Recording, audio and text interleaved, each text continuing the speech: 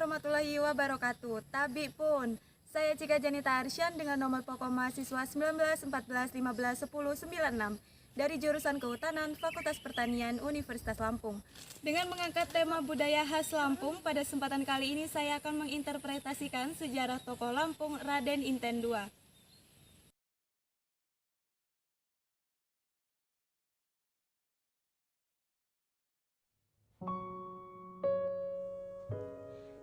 Jika berbicara tentang perjuangan melawan penjajah tempo silam, maka kita tak bisa lepas dari perjuangan pribumi yang melawan penjajah di berbagai daerah Nusantara.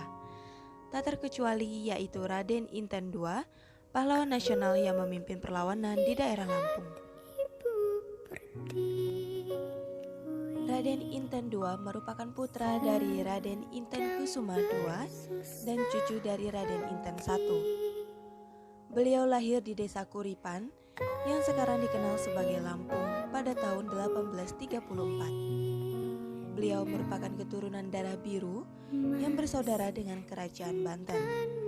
Raden Inten termasuk seorang penentang Belanda yang tidak menghendaki adanya kolonialisme di bumi pertiwi. Beliau dikenal sebagai pemimpin sekaligus panglima perang yang tak hanya memiliki fisik yang kuat, namun juga pemikiran yang cemerlang. Raden Inten II merupakan putra tunggal dari Raden Imba II yang dilahirkan dan dibesarkan oleh ibunya, yaitu Ratu Mas dan keluarganya di tengah hutan.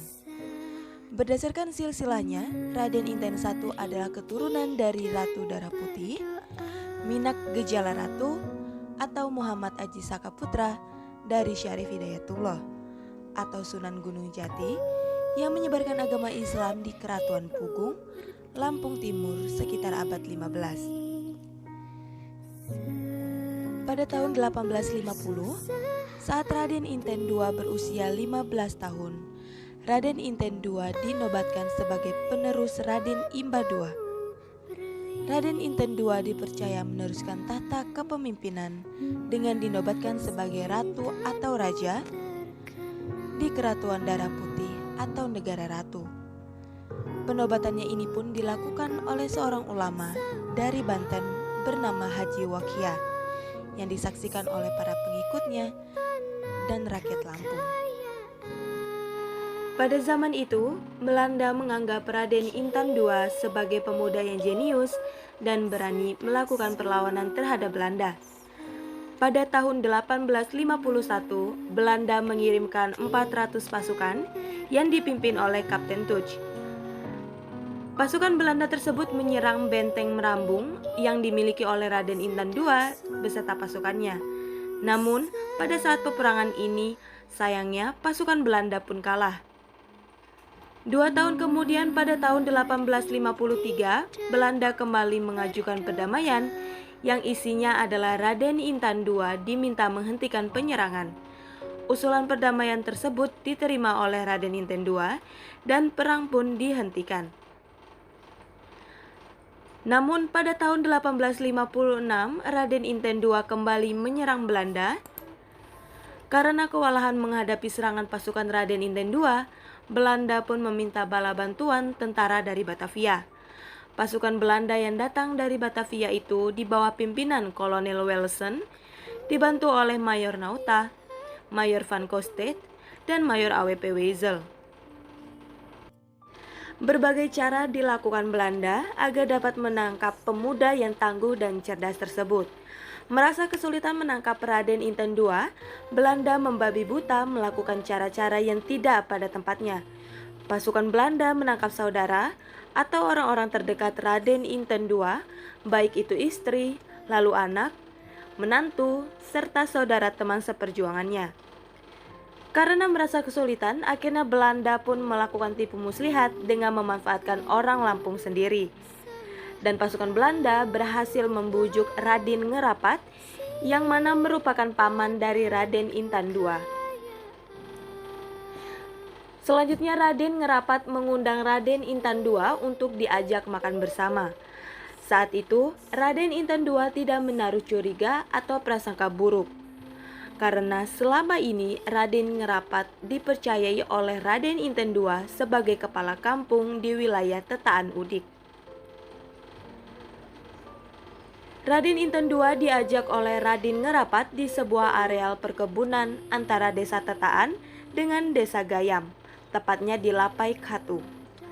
Di tempat itulah Raden Inten II menyantap nasi yang dicampur dengan potongan daging kerbau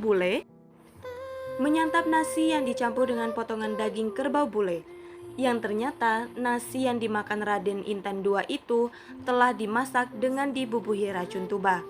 Pada saat itulah Raden Inten II merasa kesakitan setelah memakan nasi yang sudah bercampur racun tersebut. Dan kemudian pasukan Belanda langsung datang menyerangnya. Meski dalam kondisi sakit akibat diracuni dengan pamannya, Raden Inten II dengan kegagahan dan keberaniannya dapat mengusir penjajah Belanda dari tanah Lampung. Raden Inten II memberikan perlawanan yang sengit terhadap Belanda meski tidak seimbang. Namun, Raden Inten II dapat ditangkap setelah diberondong peluru oleh Belanda dan pada akhirnya pada 5 Oktober 1858 Raden Inten II telah meninggal dunia. Hari ini 160 tahun lalu di usia yang terhitung masih muda, yaitu 22 tahun. Atas perjuangannya tersebut, berdasarkan keputusan Presiden nomor 81 garis miring TK garis miring 1986 pada tanggal 23 Oktober 1986, Raden Inten II dianggap sebagai pahlawan nasional. Gunung Jati. Dari perkawinan Patahila atau Sunan Gunung Jati dengan Putri Sinar Alam, seorang putri dari Minak Raja Jalan Ratu dari Keratuan Pugung, yang selanjutnya merupakan cikal bakal pemegang kekuasaan di keratuan tersebut. Raden Inten II adalah putra tunggal dari Raden Imba II dengan gelar Kesuma Ratu, yang berjuang melawan penjajah Belanda pada tahun 1828 sampai 1834. Sekian pembahasan mengenai interpretasi sejarah tokoh Lampung yaitu Raden Inten II. Kurang lebihnya saya mohon maaf. Wassalamualaikum warahmatullahi wabarakatuh. Tabibun.